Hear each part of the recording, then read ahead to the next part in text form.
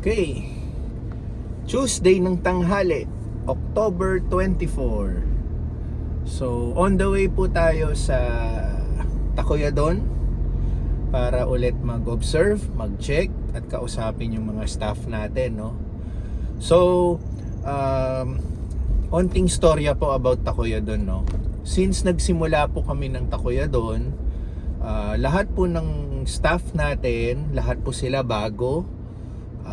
Lahat po sila mag-start ng training din yun, yung pag-open, no? So lahat kami, kasama ako, kasama si Teens, inaaral talaga namin yung sistema, inaaral namin yung trending ng mall, kung kailan maraming tao, kailan kaunti, para alam namin yung dami ng pagkain na kailangan i-pre-cook at iluto, di ba? So yun nga, no? Yung pag-open ng mall, nakasabay nung pag-open ng Tacoyadon, meron naman kaming kasamang mga veterano ng Tacoyadon, no, na nagga-guide sa ating staff, no. So ano na ba ngayon? October 24, 13, 11 days na. 11 days na kami nag-ooperate.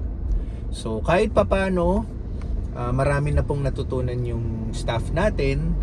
And yung mga veteranong sinasabi kong mga Tacoyadon, nabibilang na rin po yung araw nila sa amin. So malapit na rin silang i-pull out ng Tacoyadon kasi ang usapan naman is first 2 weeks nandyan sila para i-guide yung team natin. So in a few days, wala na sila sa poder namin and kami-kami na lang po, lalo na po yung staff natin, sila-sila na lang po, no. So, I'm hoping and I'm praying na ready na kami. Pag yung staff natin, ready na sila, no? Para mag-operate nang wala tayong mga kasamang veterano galing Tacoyadon, ng ating mga trainer. So far, so good. Kinakausap ko naman halos araw-araw yung trainer. Sabi naman nila sa akin, mabilis naman pong matuto yung staff natin and napaka okay na okay yun, di ba? So para pag umalis sila, hindi na tayo masyadong mag-aalala. So pero syempre nandun pa rin yung kaba, no? Hindi mo naman maaalis yun. So ang kagandahan naman sa trainer natin, very accommodating, napakabait. Sabi naman nila kahit umalis na sila, pwede pa rin naman silang kontakin para sa mga ibang information or ibang tulong na kaya nilang ibigay ng malayuan, no? So, yun ang a little information about our Tacoyadon. So, ngayon naman, dahil papunta nga ako doon para i-check ulit yung sistema at patuloy natin pag-aralan, magta-try po ako, depende po sa weather, no? Kasi medyo hindi maganda yung weather, parang uulan. Kung hindi po umuulan sa San Pedro, magta-try akong mag-ikot-ikot na sa paligid. Kasi naman po, paano ba natin i-explain, no? Kami po yung bumibili ng mga gulay at itlog para sa Tacoyadon. Kailangan po namin makahanap ng supplier malapit po sa SM San Pedro. So ang current situation namin is kami pa ni Teens ang bumibili ng itlog at gulay na kailangan ihatid ko sa SM San Pedro. So hindi to feasible, hindi rin to mag-work kung lagi namin gagawin kasi napakalayo ni San Pedro, no? Para mag-rely sa amin na sa amin pinagkukunan yung gulay at itlog. So ang kailangan kong gawin is makahanap tayo ng reasonable supplier doon, no, na magbibigay sa atin ng murang presyo na hindi naman tayo malulugi, no. So sa ngayon, yung sinasabi ko nga, kumukuha tayo ng supply ngayon ng gulay at itlog sa supplier din ni Tinselpan at Ready Eat Go. So kaya pa naman dahil yun nga, inaaral pa natin yung sistema, napapadalas pa tayo talaga sa San Pedro. Okay lang, dinadala natin yung mga supply na yan. Pero eventually, syempre, darating ang time, hindi na natin kayang araw-arawin to dahil yun nga, magastos. And syempre, hindi ko na rin kayang araw-arawin to dahil meron din tayong ibang negosyong inaasikaso, 'di ba? So, ang purpose nga na bakit tayo nag-franchise is para hindi tayo masyadong mag-alala. Kaya ako lang naman ginagawa to dahil gusto ko rin po talagang makabisado yung sistema ng franchising at ni Takoyo doon. Para hindi naman po din tayo niloloko, no? Na alam natin na ito talaga yung pumapasok na kita, ito yung gastos natin, para alam natin, no? Lalo na si Tins, napakasipag niyang gumawa ngayon ng mga reports.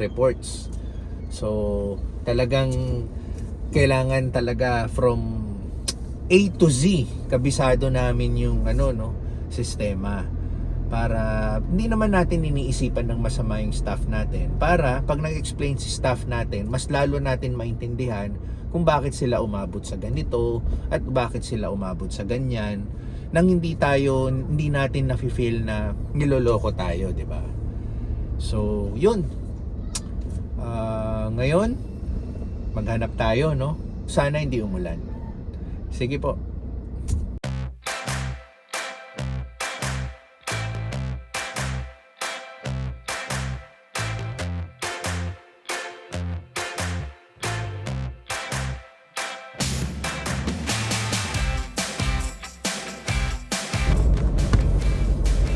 Ang plano ko lang ho is iwan ko yung kotse sa SM San Pedro.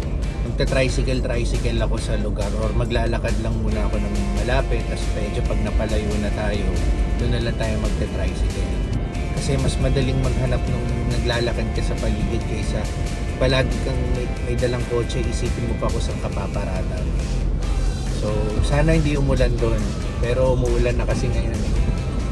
So, kung ganito pa rin yung weather doon, baka gawin ko na lang bukas. So, sisimulan natin maghanap dito sa gilid, no? Kung may makikita tayo.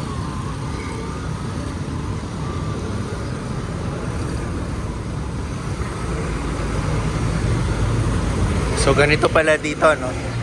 Ito may mini stop. Kainan. So, dito or dito muna tayo.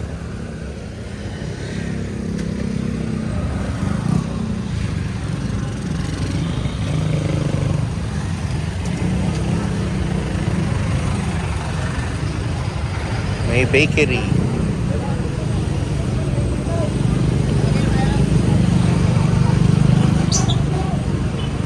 Para rin makita na rin natin kung ano meron sa paligid, no?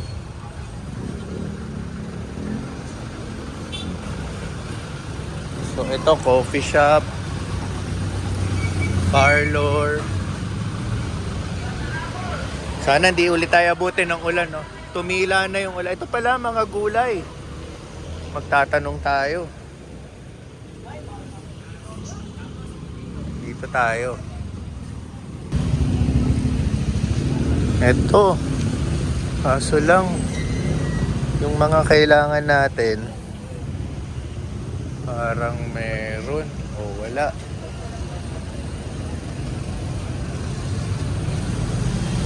Ate, ay, maganda, kayo po yung may-ari? Kayo po yung may-ari dito? Ay, may tanong po ako. Kasi po meron akong tindahan dito sa SM San Pedro. Yung kasi naghahanap ako ng pwedeng mag-supply nung carrots, leeks, cabbage. Magkano po ba ang presyo nyo dito? Everyday po kasi ako, Hindi naman everyday. Siguro every 3 to 4 days.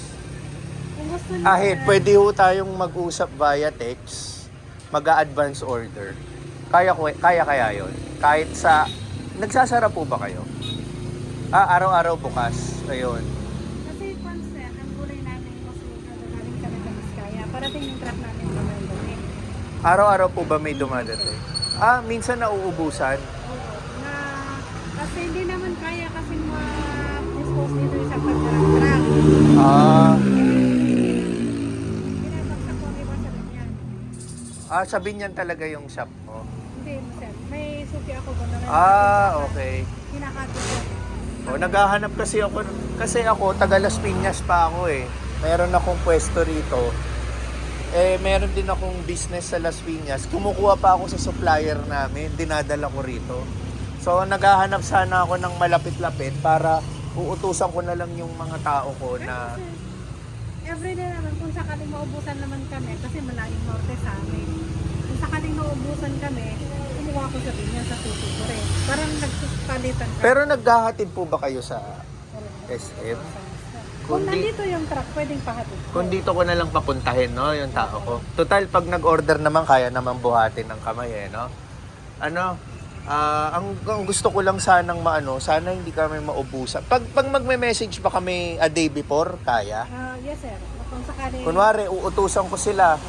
Pag naubusan kayo, o-order kayo, mag-message kayo ng umaga pa lang o hapon. Hapon sir. Hapon ng the best, no?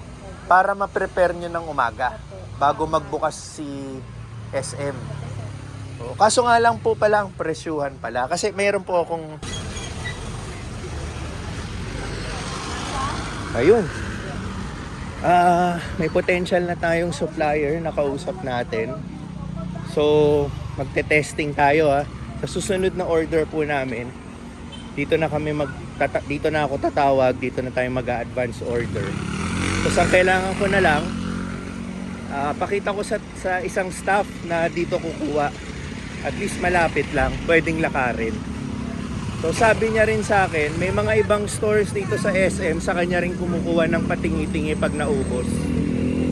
So yun, balik na tayo sa sa SM. Ito lang yung SM, nakailang tumbling lang ako.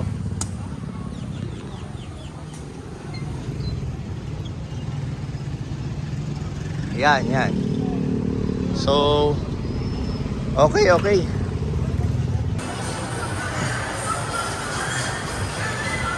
Dito na ulit tayo sa loob ng SM.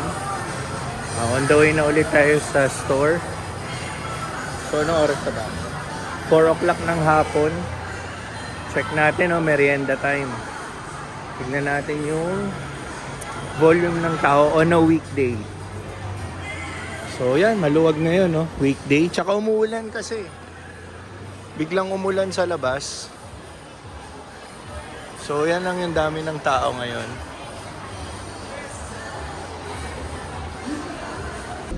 So, pauwi na tayo, hindi na tayo magpapaabot hanggang closing. Kasi gusto natin, sarap ko pala. So, uuwi na tayo. Hindi na tayo magpapaabot ng closing kasi gusto natin matuto rin yung staff natin na sila na. Tapos ang ginagawa rin ng trainer natin, nagmi-mirror na lang siya. Hindi na siya nakikialam, hindi na siya naggagawa ng ng kung ano man sa pagkain. Nandun lang siya sa tabi nag-o-observe. So kung may mapansin siyang mali, pupunahin niya, 'di ba? Kung may mapansin naman siyang tama, pupurihin niya para ma-motivate naman yung customer natin. At tayo naman bilang franchise owner, ayaw naman natin na palaging nandun tayo at nakikita sila. Para hindi rin naman sila magkaroon ng sense na baka feeling nila wala tayong tiwala sa kanila, So, ayun. Maganda yung naging araw natin ngayon. Nakahanap tayo ng supplier ng sana maging reasonable yung mga prices niya in the future para mag-stick tayo sa kanya. Pero kung hindi, hanap ulit tayo, Pero optimistic naman ako na magiging okay yung mga ibibigay niyang presyo. Sana. So yun, paano ba? Ilang days na lang ho yung trainer namin. Ang name niya mga po pala is si King as in Hari. So tomorrow's vlog, babalik ako dito, kasama ko si Teens.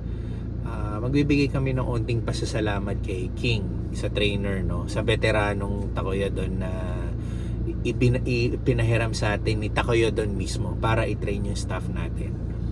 So siguro magla-lunch na lang kami dito sabay-sabay sa SM San Pedro. So yun, uwi na tayo. Time check, 7:00 ng gabi. Rush hour yata, pero wala, uwi na tayo para makapagpahinga. So kung traffic, pero sana hindi. Okay, salamat.